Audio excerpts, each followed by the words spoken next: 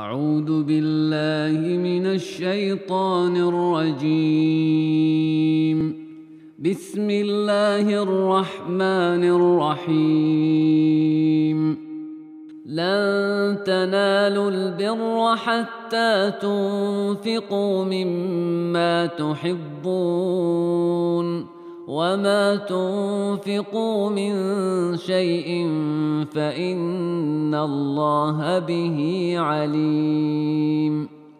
كل الطعام كان حلا لبني إسرائيل إلا ما حرم إسرائيل على نفسه من قبل أن تنزل التوراة.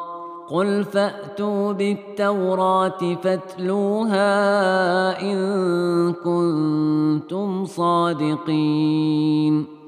فمن افترى على الله الكذب من بعد ذلك فأولئك هم الظالمون. قل صدق الله، فاتبعوا ملة إبراهيم حنيفا وما كان من المشركين.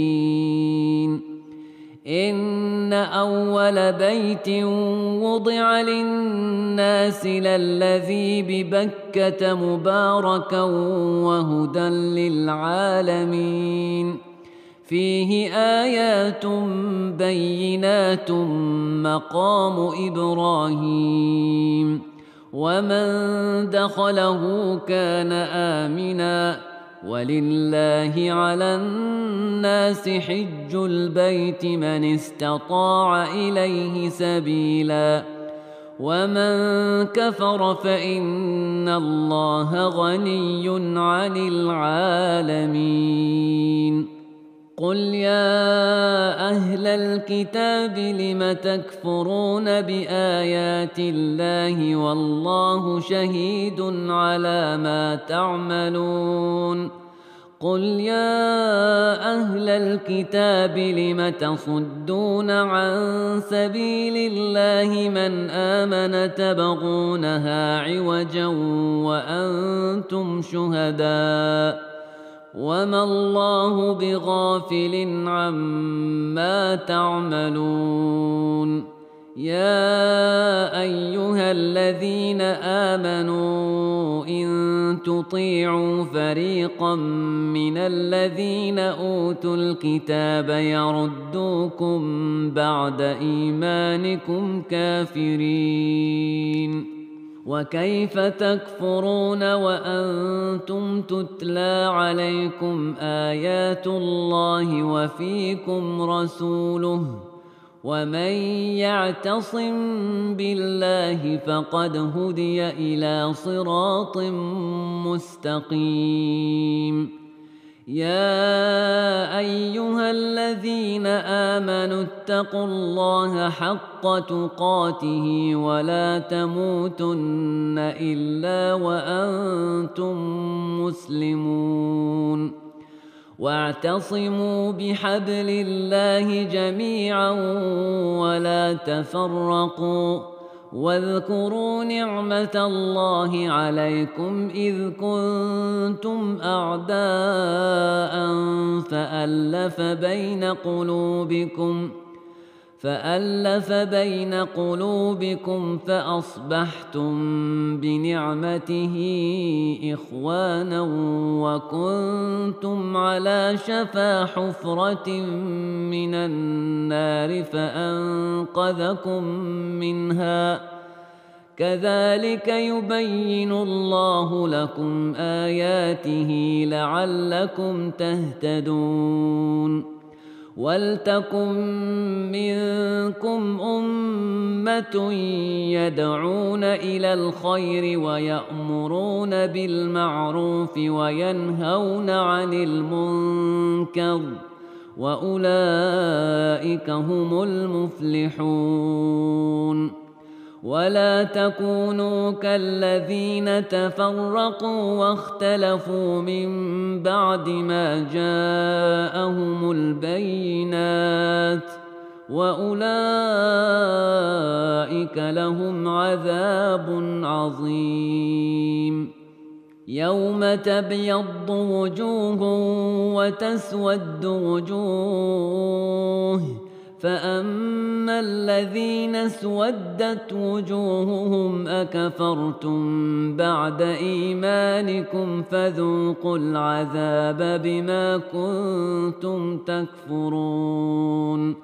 وأما الذين ابيضت وجوههم ففي رحمة الله هم فيها خالدون.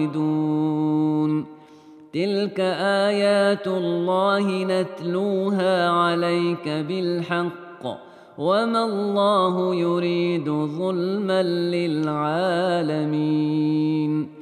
ولله ما في السماوات وما في الأرض، وإلى الله ترجع الأمور.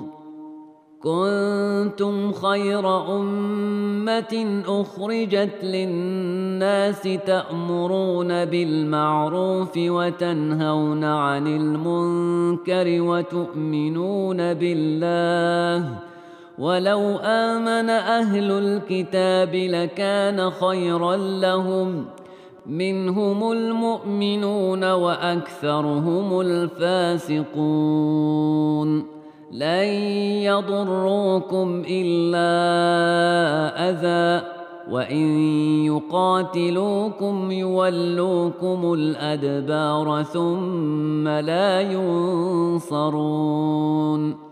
ضربت عليهم الذلة أينما ثقفوا إلا بحبل من الله وحبل من الناس، وباءوا بغضب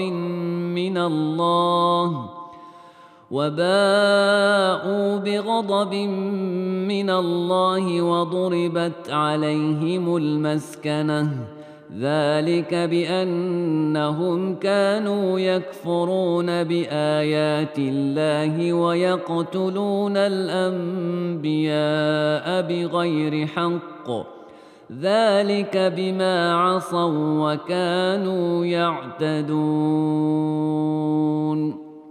ليسوا سواء من أهل الكتاب أمة قائمة يتلون آيات الله آناء الليل وهم يسجدون، يؤمنون بالله واليوم الآخر ويأمرون بالمعروف وينهون عن المنكر ويسارعون في الخيرات، وأولئك من الصالحين.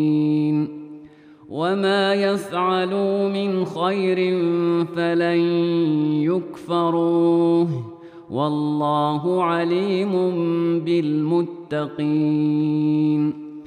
إن الذين كفروا لن تغني عنهم أموالهم ولا أولادهم من الله شيئا، وأولئك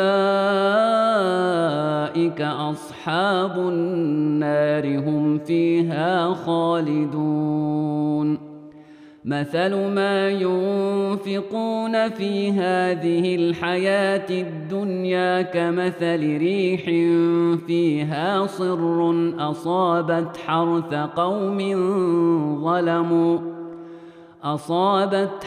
قوم ظلموا أنفسهم فأهلكته، وما ظلمهم الله ولكن أنفسهم يظلمون. يا أيها الذين آمنوا لا تتخذوا بطانة من دونكم لا يألونكم خبالا ودوا ما عنتم قد بدت البغضاء من أفواههم وما تخفي صدورهم أكبر، قد بينا لكم الآيات إن كنتم تعقلون. ها أنتم أولئك تحبونهم ولا يحبونكم وتؤمنون بالكتاب كله وإذا لقوكم قالوا آمنا وإذا خلوا عضوا عليكم الأنامل من الغيظ قل موتوا بغيظكم إن الله عليم بذات الصدور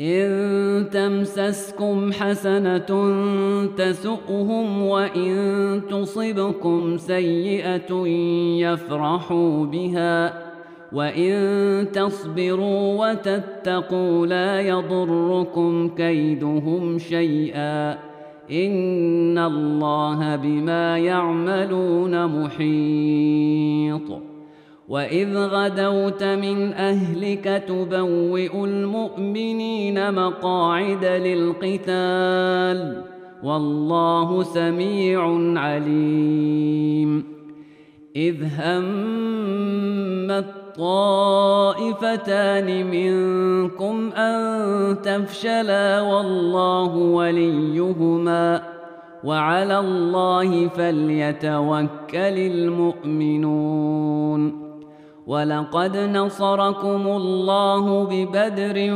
وأنتم أذلة فاتقوا الله لعلكم تشكرون إذ تقول للمؤمنين ألن يكفيكم أن يمدكم ربكم ب3,000 من الملائكة منزلين بلى إن تصبروا وتتقوا ويأتوكم من فورهم هذا يمددكم ربكم ب5,000 من الملائكة مسومين وما جعله الله إلا بشرى لكم ولتطمئن قلوبكم به وما النصر إلا من عند الله العزيز الحكيم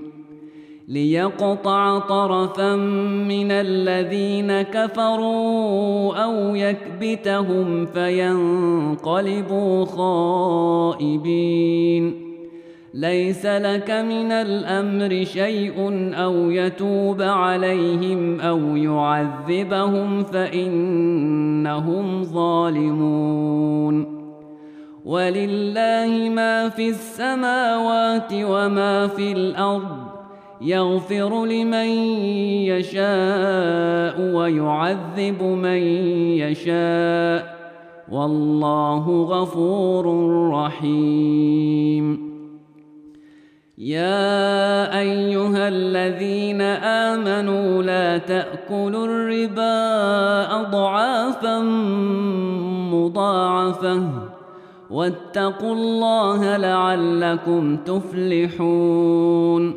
واتقوا النار التي أعدت للكافرين وأطيعوا الله والرسول لعلكم ترحمون وسارعوا إلى مغفرة من ربكم وجنة عرضها السماوات والأرض أعدت للمتقين الذين ينفقون في السراء والضراء والكاظمين الغيظ والعافين عن الناس والله يحب المحسنين والذين إذا فعلوا فاحشة أو ظلموا أنفسهم ذكروا الله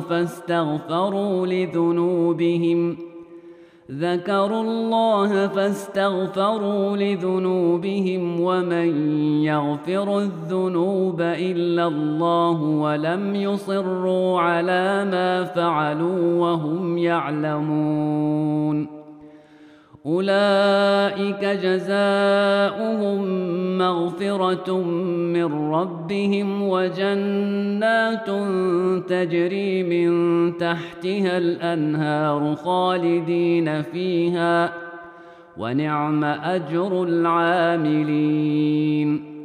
قد خلت من قبلكم سنن فسيروا في الأرض فانظروا كيف كان عاقبة المكذبين.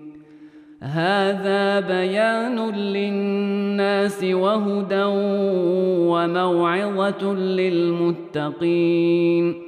ولا تهنوا ولا تحزنوا وأنتم الأعلون إن كنتم مؤمنين.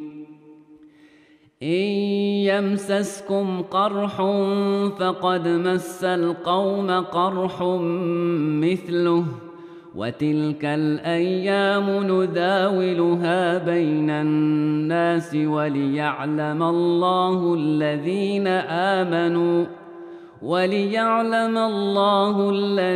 آمنوا ويتخذ منكم شهداء والله لا يحب الظالمين. وليمحص الله الذين آمنوا ويمحق الكافرين.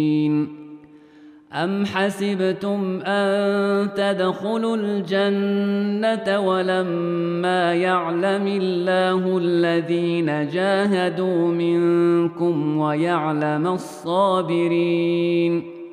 ولقد كنتم تمنون الموت من قبل أن تلقوه فقد رأيتموه وأنتم تنظرون.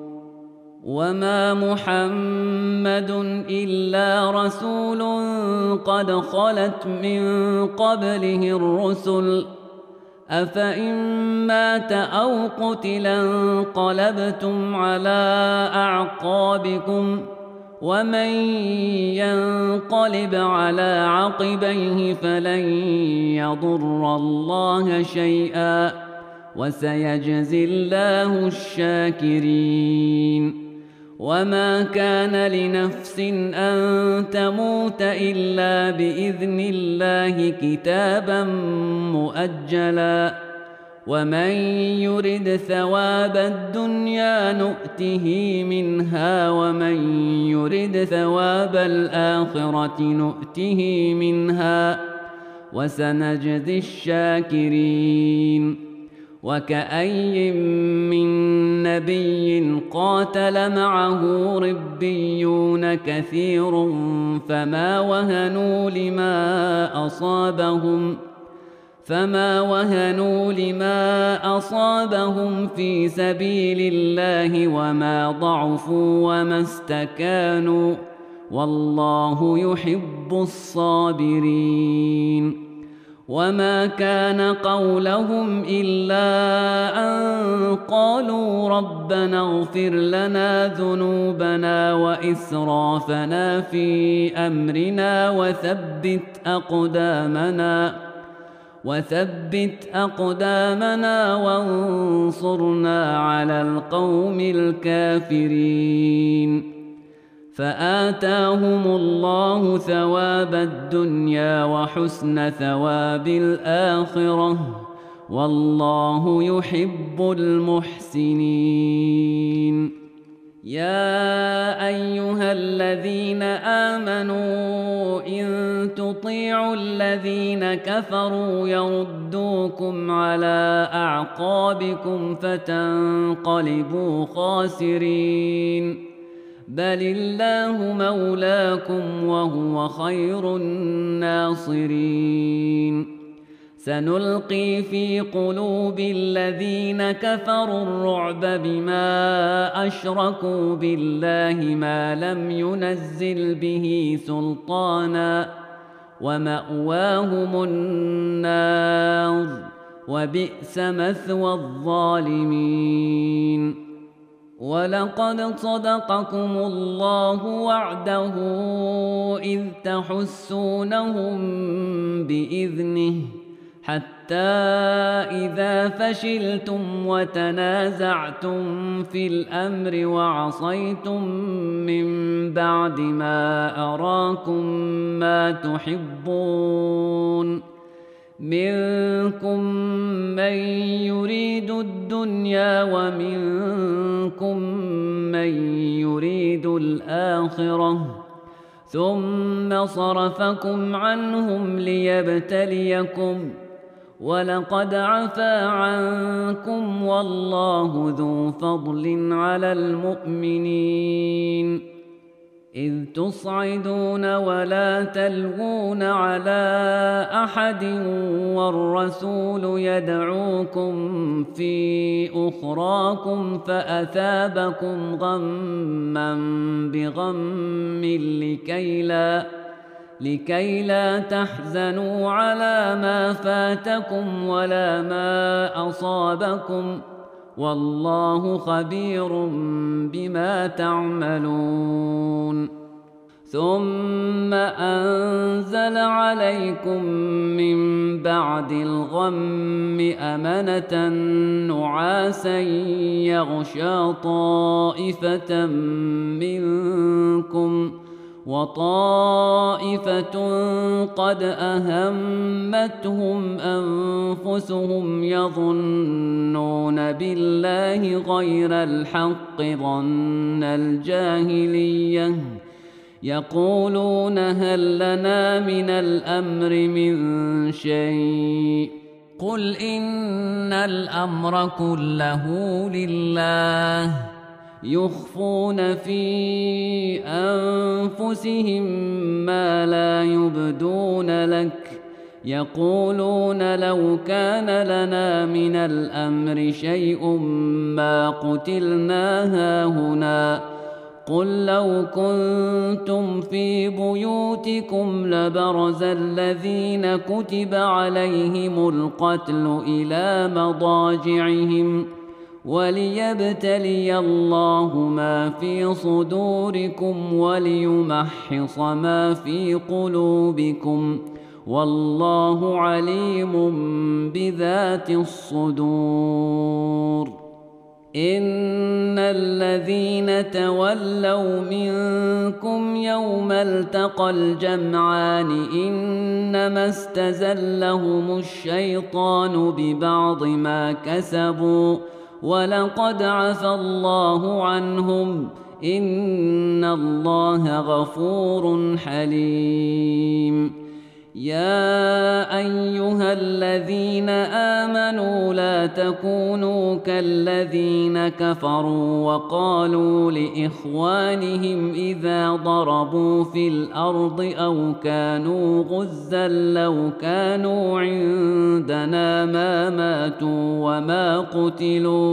لو كانوا عندنا ما ماتوا وما قتلوا ليجعل الله ذلك حسرة في قلوبهم والله يحيي ويميت والله بما تعملون بصير ولئن قتلتم في سبيل الله أو متم لمغفرة من الله ورحمة خير مما يجمعون ولئن متم أو قتلتم لإلى الله تحشرون فبما رحمة من الله لنت لهم ولو كنت فظا غليظ القلب لانفضوا من حولك فاعف عنهم واستغفر لهم وشاورهم في الأمر فإذا عزمت فتوكل على الله إن الله يحب المتوكلين إن ينصركم الله فلا غالب لكم وإن يخذلكم فمن ذا الذي ينصركم من بعده وعلى الله فليتوكل المؤمنون وما كان لنبي أن يغل ومن يغل يأت بما غل يوم القيامة ثم توفى كل نفس ما كسبت وهم لا يظلمون أفمن اتبع رضوان الله كمن باء بسخط من الله ومأواه جهنم وبئس المصير هم درجات عند الله والله بصير بما يعملون لقد من الله على المؤمنين إذ بعث فيهم رسولا من أنفسهم يتلو عليهم آياته ويزكيهم ويعلمهم الكتاب والحكمة وإن كانوا من قبل لفي ضلال مبين أولما أصابتكم مصيبة قد أصبتم مثليها قلتم أنى هذا قل هو من عند أنفسكم إن الله على كل شيء قدير وما أصابكم يوم التقى الجمعان فبإذن الله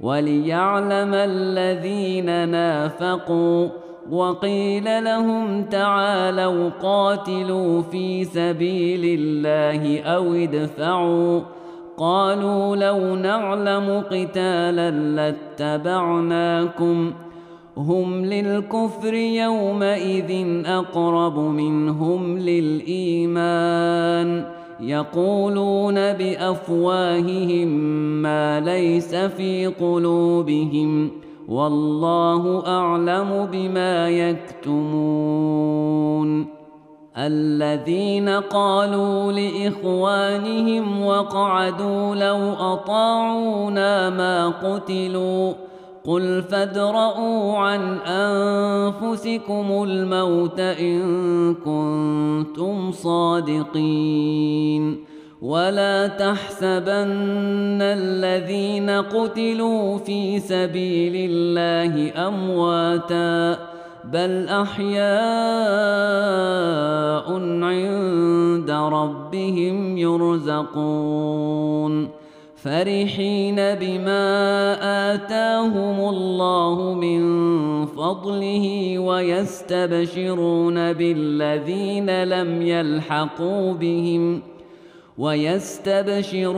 بالذين لم يلحقوا بهم من خلفهم ألا خوف عليهم ولا هم يحزنون يستبشرون بنعمة من الله وفضل وأن الله لا يضيع أجر المؤمنين الذين استجابوا لله والرسول من بعد ما أصابهم القرح للذين أحسنوا منهم واتقوا أجر عظيم الذين قال لهم الناس إن الناس قد جمعوا لكم فاخشوهم فزادهم إيمانا وقالوا حسبنا الله ونعم الوكيل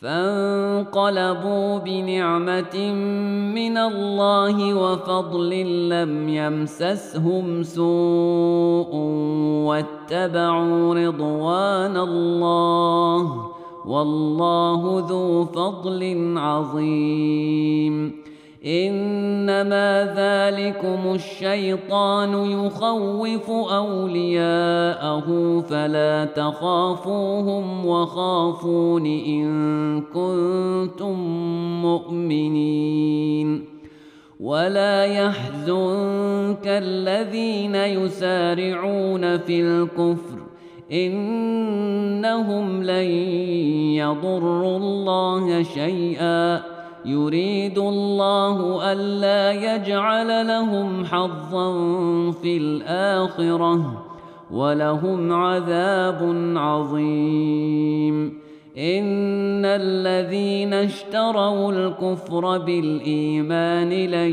يضروا الله شيئا ولهم عذاب أليم ولا يحسبن الذين كفروا أنما نملي لهم خير لأنفسهم إنما نملي لهم ليزدادوا إثما ولهم عذاب مهين ما كان الله ليذر المؤمنين على ما أنتم عليه حتى يميز الخبيث من الطيب وما كان الله ليطلعكم على الغيب ولكن الله يجتبي من رسله من يشاء فآمنوا بالله ورسله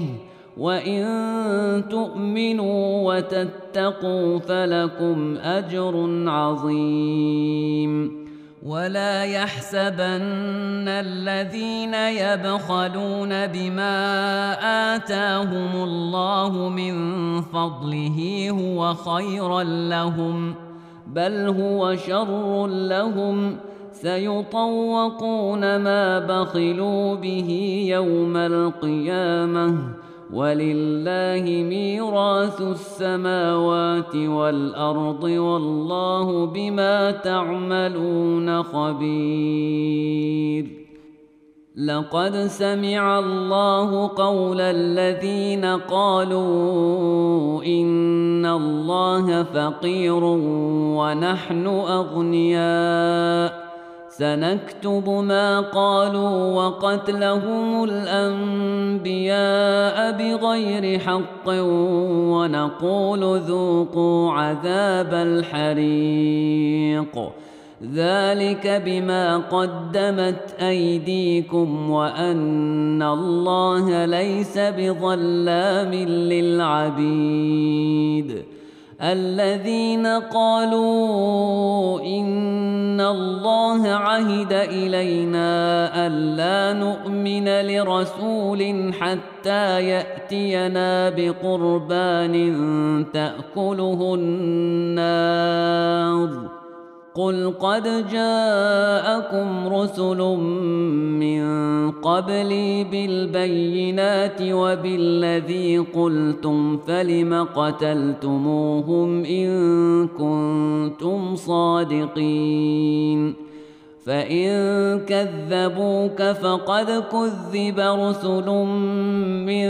قبلك جاءوا بالبينات والزبر والكتاب المنير كل نفس ذائقة الموت وإنما توفون أجوركم يوم القيامة فمن زحزح عن النار وأدخل الجنة فقد فاز وما الحياة الدنيا إلا متاع الغرور لتبلون في أموالكم وأنفسكم ولتسمعن من الذين أوتوا الكتاب من قبلكم ومن الذين أشركوا أذى كثيرا وإن تصبروا وتتقوا فإن ذلك من عزم الأمور وإذ أخذ الله ميثاق الذين أوتوا الكتاب لتبيننه للناس ولا تكتمونه فنبذوه وراء ظهورهم واشتروا به ثمنا قليلا فبئس ما يشترون. لا تحسبن الذين يفرحون بما أتوا ويحبون أن يحمدوا بما لم يفعلوا فلا تحسبنهم بمفازة من العذاب ولهم عذاب أليم. ولله ملك السماوات والأرض والله على كل شيء قدير. إن في خلق السماوات والأرض واختلاف الليل والنهار لآيات لأولي الألباب الذين يذكرون الله قياما وقعودا وعلى جنوبهم ويتفكرون في خلق السماوات والأرض ربنا ما خلقت هذا باطلا سبحانك فقنا عذاب النار. ربنا إنك من تدخل النار فقد أخزيته وما للظالمين من أنصار. ربنا إننا سمعنا مناديا ينادي للإيمان أن آمنوا بربكم فآمنا ربنا فاغفر لنا ذنوبنا وكفر عنا سيئاتنا وتوفنا مع الأبرار. ربنا وآتنا ما وعدتنا على رسلك ولا تخزنا يوم القيامة إنك لا تخلف الميعاد. فاستجاب لهم ربهم أني لا أضيع عمل عامل منكم من ذكر أو أنثى بعضكم من بعض فالذين هاجروا وأخرجوا من ديارهم وأوذوا في سبيلي وقاتلوا وقتلوا لأكفرن عنهم سيئاتهم ولأدخلنهم جنات تجري من تحتها الأنهار ثوابا من عند الله والله عنده حسن الثواب. لا يغرنك تقلب الذين كفروا في البلاد متاع قليل ثم مأواهم جهنم وبئس المهاد. لكن الذين اتقوا ربهم لهم جنات تجري من تحتها الأنهار خالدين فيها نزلا من عند الله وما عند الله خير للأبرار. وإن من أهل الكتاب لمن يؤمن بالله وما أنزل إليكم وما أنزل إليهم خاشعين لله لا يشترون بآيات الله ثمنا قليلا أولئك لهم أجرهم عند ربهم إن الله سريع الحساب. يا أيها الذين آمنوا اصبروا وصابروا ورابطوا واتقوا الله لعلكم تفلحون. بسم الله الرحمن الرحيم. يا أيها الناس اتقوا ربكم الذي خلقكم من نفس واحدة وخلق منها زوجها وبث منهما رجالا كثيرا ونساء واتقوا الله الذي تساءلون به والأرحام إن الله كان عليكم رقيبا. وآتوا اليتامى أموالهم ولا تتبدلوا الخبيث بالطيب ولا تأكلوا أموالهم إلى أموالكم إنه كان حوبا كبيرا. وإن خفتم ألا تقسطوا في اليتامى فانكحوا ما طاب لكم من النساء مثنى وثلاث ورباع. فإن خفتم ألا تعدلوا فواحدة أو ما ملكت أيمانكم ذلك أدنى ألا تعولوا. وآتوا النساء صدقاتهن نحلة فإن طبن لكم عن شيء منه نفسا فكلوه هنيئا مريئا. ولا تؤتوا السفهاء أموالكم التي جعل الله لكم قياما وارزقوهم فيها واكسوهم وقولوا لهم قولا معروفا. وابتلوا اليتامى حتى إذا بلغوا النكاح فإن آنستم منهم رشدا فادفعوا إليهم أموالهم ولا تأكلوها إسرافا وبدارا أن يكبروا.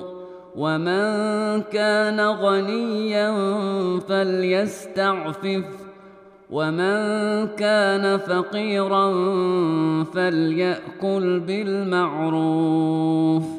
فإذا دفعتم إليهم أموالهم فأشهدوا عليهم وكفى بالله حسيبا. للرجال نصيب مما ترك الوالدان والأقربون وللنساء نصيب مما ترك الوالدان والأقربون مما قل منه أو كثر نصيبا مفروضا. وإذا حضر القسمة أولو القربى واليتامى والمساكين فارزقوهم منه وقولوا لهم قولا معروفا. وليخشى الذين لو تركوا من خلفهم ذرية ضعافا خافوا عليهم فليتقوا الله وليقولوا قولا سديدا. إن الذين يأكلون أموال اليتامى ظلما إنما يأكلون في بطونهم نارا وسيصلون سعيرا.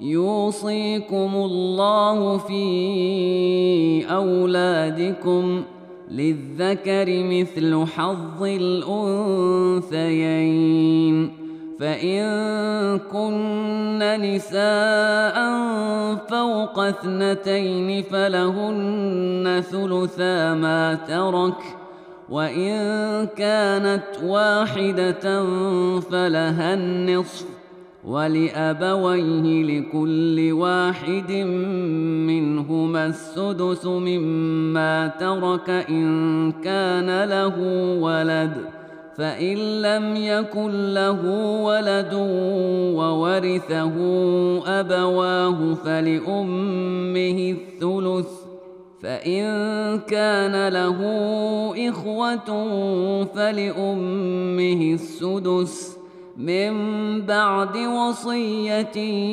يوصي بها أو دين. آباؤكم وأبناؤكم لا تدرون أيهم أقرب لكم نفعا، فريضة من الله، إن الله كان عليما حكيما. ولكم نصف ما ترك أزواجكم إن لم يكن لهن ولد، فإن كان لهن ولد فلكم الربع مما تركن من بعد وصية يوصين بها أو دين، ولهن الربع مما تركتم إن لم يكن لكم ولد، فإن كان لكم ولد فلهن الثمن مما تركتم من بعد وصية توصون بها أو دين. وإن كان رجل يورث كلالة أو امرأة وله أخ أو أخت فلكل واحد منهما السدس، فإن كانوا أكثر من ذلك فهم شركاء في الثلث من بعد وصية يوصى بها أو دين غير مضار، وصية من الله، والله عليم حليم.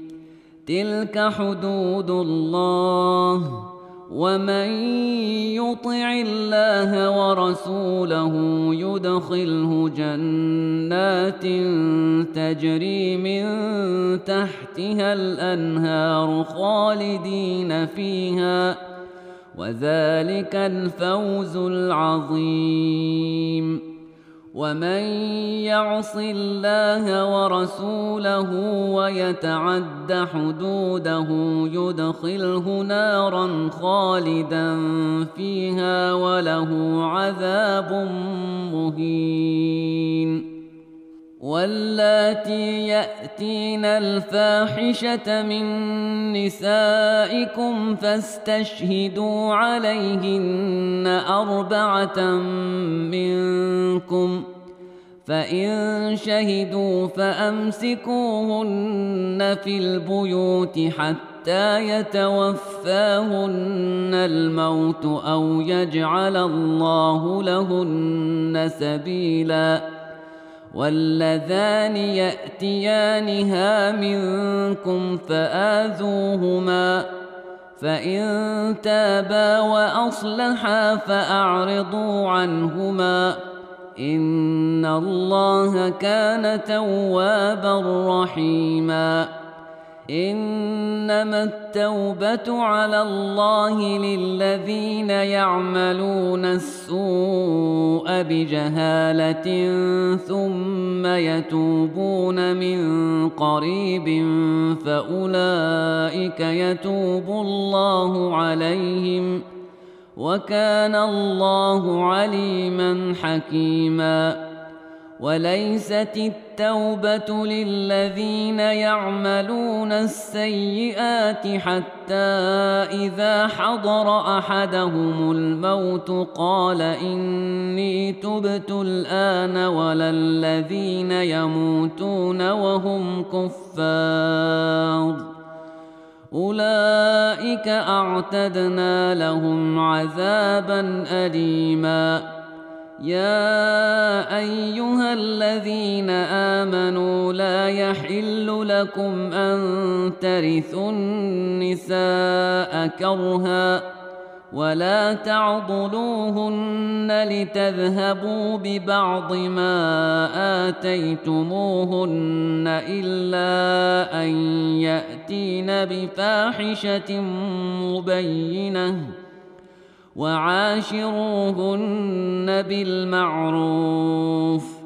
فإن كرهتموهن فعسى أن تكرهوا شيئا ويجعل الله فيه خيرا كثيرا وإن أردتم استبدال زوج مكان زوج وآتيتم إحداهن قنطارا فلا تأخذوا منه شيئا أتأخذونه بهتانا وإثما مبينا وكيف تأخذونه وقد أفضى بعضكم إلى بعض وأخذن منكم ميثاقا غليظا ولا تنكحوا ما نكح آباؤكم من النساء إلا ما قد سلف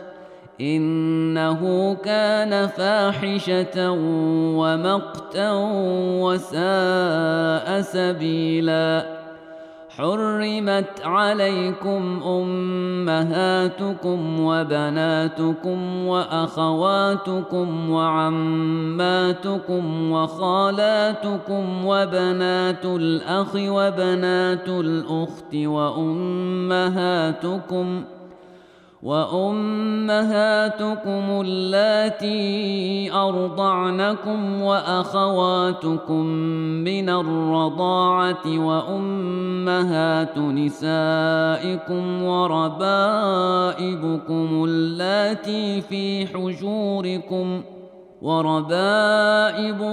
اللاتي في حجوركم من نسائكم اللاتي دخلتم بهن فإن لم تكونوا دخلتم بهن فلا جناح عليكم وحلائل أبنائكم الذين من أصلابكم وأن تجمعوا بين